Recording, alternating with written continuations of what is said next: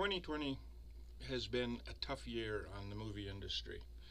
There are some movies that have made it through production and are being released even as we speak, and there are some that are being delayed. In this case, all of these books that I'm going to show you are ones that are being turned into movies.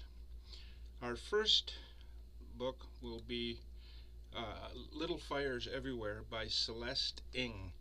It's gotten tons of really wonderful reviews, example of which is the Boston Globe, which says, delectable and engrossing, a complex and compulsively readable suburban saga that is deeply invested in mothers and daughters. What Ng has written is this thoroughly entertaining novel, a pointed and persuasive social critique, teasing out the myriad forms of privilege and predation that stand between so many people and their achievement of the American dream. But there is a heartening optimism too. This book that believes in the transformative powers of art and genuine kindness, and in the promise of new growth, even after devastation, even after everything has turned to ash. It's being uh, produced by Hulu. Um, it has an IMDb rating of 5.8 and a Rotten Tomatoes audience review of 58%. So the audience review is a little bit shorter than what IMDb, but that could be a lot of reasons for that. Our next is Good Morning Midnight. It's a more or less a science fiction. It's the Fredericksburg Freelance Star says, slim but ambitious, an astute exploration of the ways that human beings develop in isolation. In Good Morning Midnight, Brooks Dalton writes beautifully about ambition, loss, grief, and most compellingly, what it means to love and be loved. The novel moves nimbly between genres, flawlessly combining mystery, science fiction, and the classic adventure story to form a truly literary novel that takes place in a society not so different from our own, with intricate, multifaceted characters and an emotionally harrowing plot. Brooks Dalton delivers profound meditation on the human connection. It's being put out under the title Midnight Sky. It will be from Netflix, and it's directed and starred by George Clooney.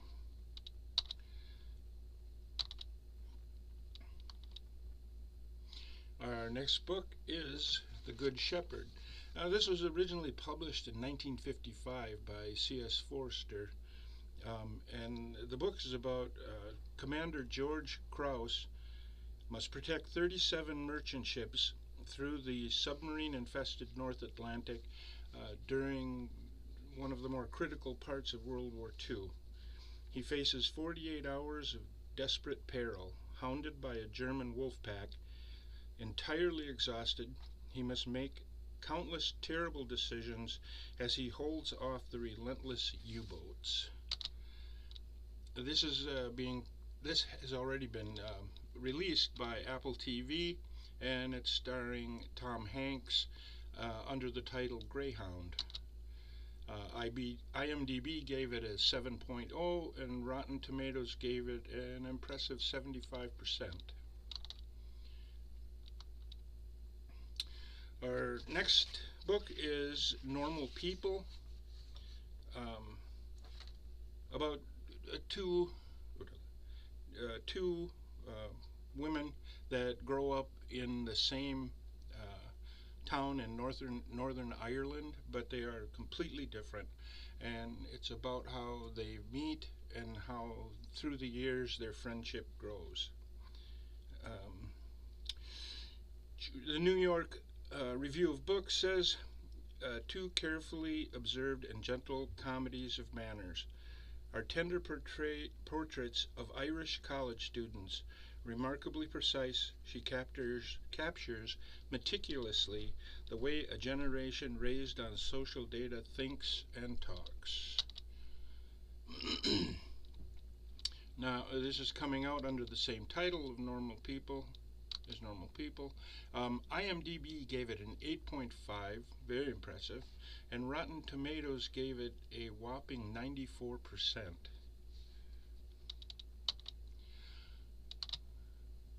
Our next three books will be not uh, not uncommon for somebody by the name of Stephen King.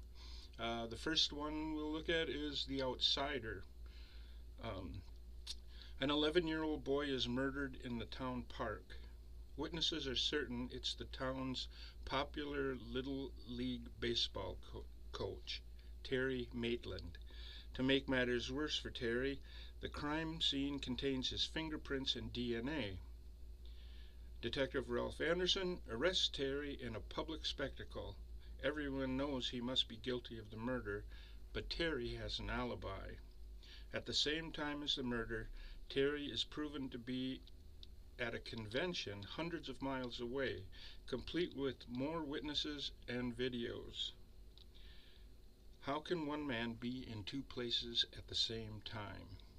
And because it's Stephen King, you know that it's going to be something very unusual.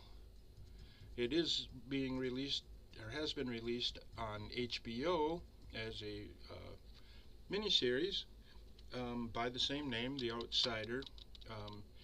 IMDb gives it a 7.8, and Rotten Tomatoes a very impressive 83%. Our next Stephen King is The Stand. The Stand is about a man-made pathogen that escapes from its laboratory. As it spreads through the population, it becomes known as Captain Trips. It kills nearly 99% of those infected. But this is Stephen King, and you know there's a twist. It's not just a battle for survival, it's also a battle between good and evil. The bleak new world of the day after, a world which a handful of panicky survivors choose sides or are chosen. A world in which good rises on the frail shoulders of the 108-year-old Mother Abigail. Standing against her is evil embodied in a man with a lethal smile, Randall Flagg, the Dark Man. This is coming out on as The Stand on CBS All Access, and it will be airing on CBS December 17th of 2020. Our next book is Dr. Sleep. Dr. Sleep is the second book in the Shining series. You will all remember The Shining. It was turned into a movie quite some time ago with Jack Nicholson.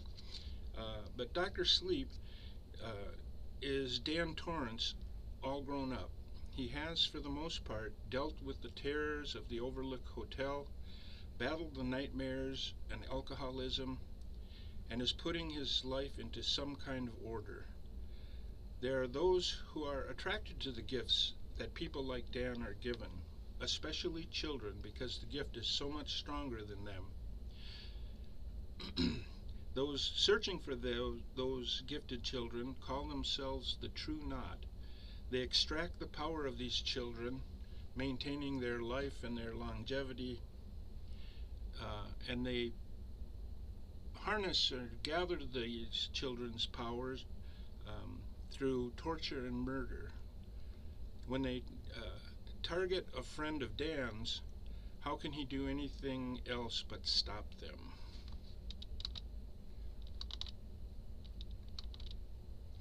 And now my last one is Frank Herbert's Dune. Uh, this has got to, I'm really excited about this one coming out. Uh, Unfortunately, it's going to be delayed, but this book this book is Frank Herbert's offering.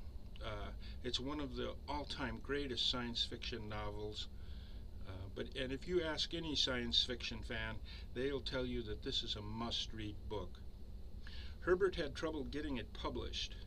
Those that read it loved it. The critics did not. They thought there was not enough action, too much talking. Um, Science fiction at that time, when we're talking about in the late 50s, um, let's see, it was about technology and shooting aliens. Dune had gone in another direction. An editor with Chilton Books thought Dune would be a great break from what Chilton usually published, which was business magazines and automotive manuals, of all things.